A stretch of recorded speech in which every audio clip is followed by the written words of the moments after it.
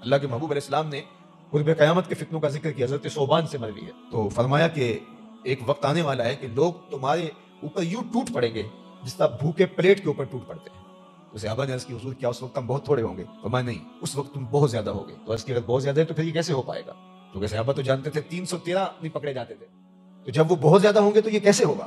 تو آقا کریم نے ارشاد فرمایا کہ تمہاری ہوا اکھڑ جائے گی، تمہاری ہیبت دشمن کے دل میں باقی نہیں رہے گی، اور یہ اس لیے ہوگا کہ تمہاری حالت جس طرح سیلاب کے پانی کے اوپر جھاگ ہوتی ہے اس جھاگ کی طرح ہوگی۔ اور فرمایا تمہیں ایک مرض لگ جائے گا جس کا نام وہن ہے۔ تو صحابہ نے کہا مل وہن یا رسول اللہ، حضور وہن کیا ہے؟ تو حضور نے وہن کی تشریح فرمائی۔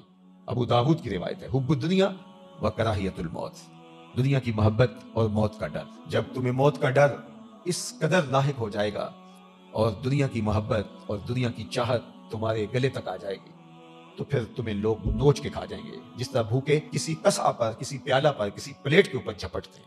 اور آج یہی حال ہے۔ یہ بات بار بار ہم کہہ رہے ہیں، لیکن یہ ہمارے اپنے جذبات کا اظہار ہے۔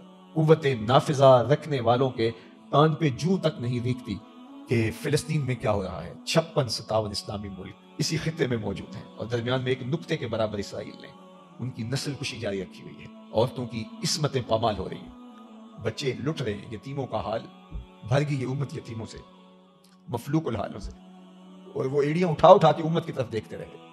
لیکن امت آنے والی نہیں ہے تمہاری مدد کو۔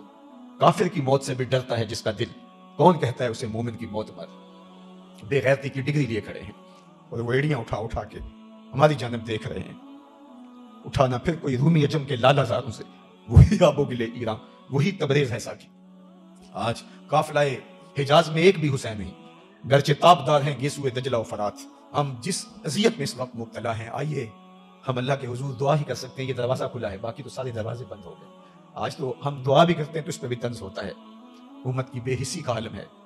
اللہ اس امت کو غیرت کا نور عطا کرے، 56-57 اسلامی ملکوں کے حکمرانوں کا اللہ حمیت عطا کر دے، اور اللہ جل شانہ ان مفلوق الحال لوگوں کی مدد فرمائے۔